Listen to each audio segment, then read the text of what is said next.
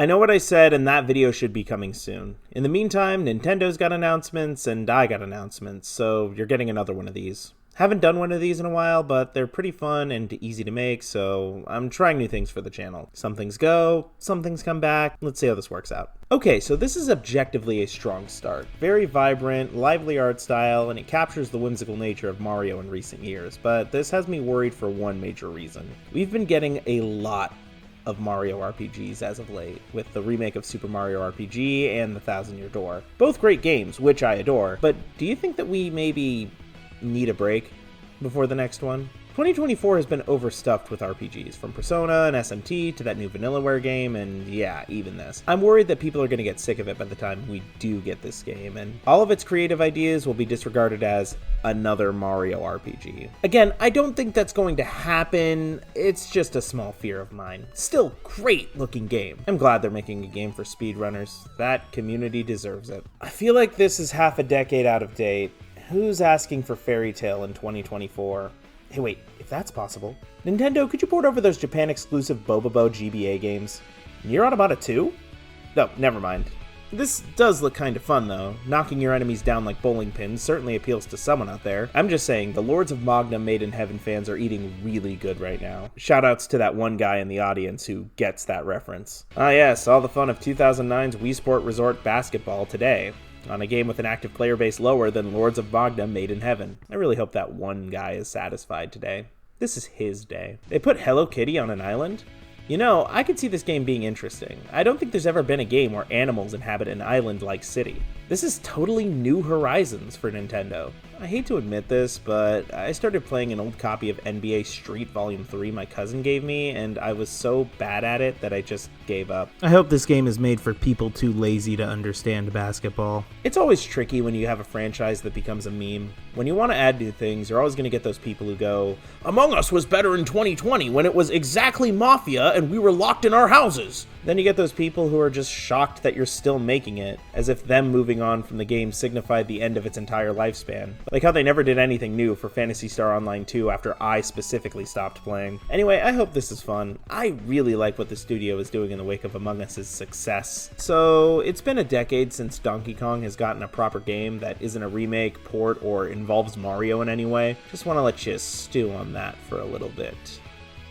This game is pretty good, so yeah, with just one purchase of $60, you too could help a dying community stave off the winter for another decade. I know I just made fun of the Donkey Kong community a few seconds ago, but as one of the last remaining Toys to Life fans, this genuinely feels like a missed opportunity. I mean, everyone has them. It would have been so easy, like a code, or maybe you scan it in with your phone or something. Nah, but let's just do Fortnite but worse. I'm sure that'll get them. Hey, they fixed the ghost designs.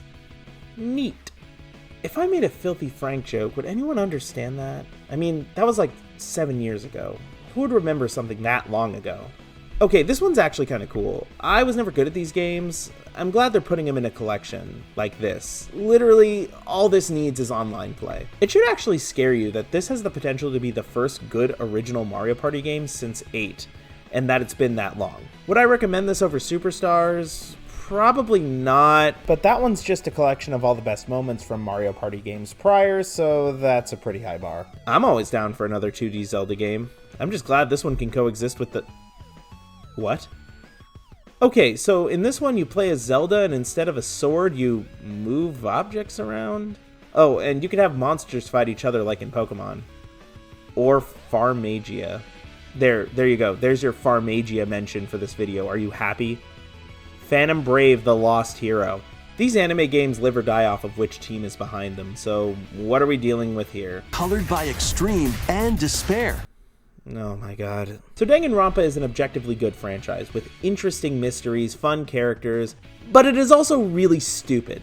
By design, of course. Everything is over the top, and there's this whole bit about hope versus despair, and it's played really literally. I think that this will be a very good game that people try to pretend has a greater point than it actually does. 7 long years. I waited. I remember clear as day that E3 presentation. The world nearly collapsed, but I'm still around.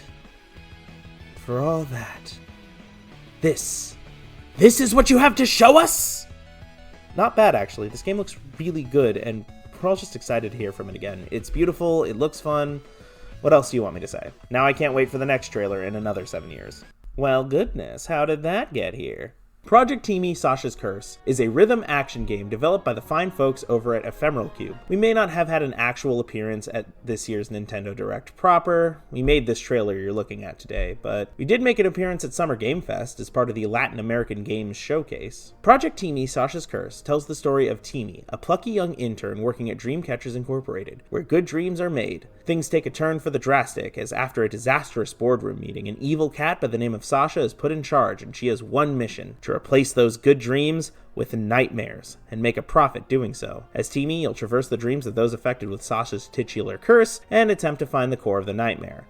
The story is written by yours truly. Project Timi, Sasha's Curse is like if you took Captain Toad and gave it a musical twist. The levels, enemies, and obstacles all move to the rhythm of the beat, so you're going to have to be clever listening for musical cues as you place traps to deal with enemies. I honestly can't wait for you to see what we've cooked up here. The people I work with over at Ephemeral Cube are all super talented. They are a continuous source of inspiration to me with all the amazing work they do on this game. And if you're curious to see what we've been cooking up for you, I've left a link in the description to a demo of the game. You can see the amazing effort that my team and I have put into this game. It would mean a lot to all of us at Ephemeral Cube if you checked out the demo and let us know what you thought in the comments below.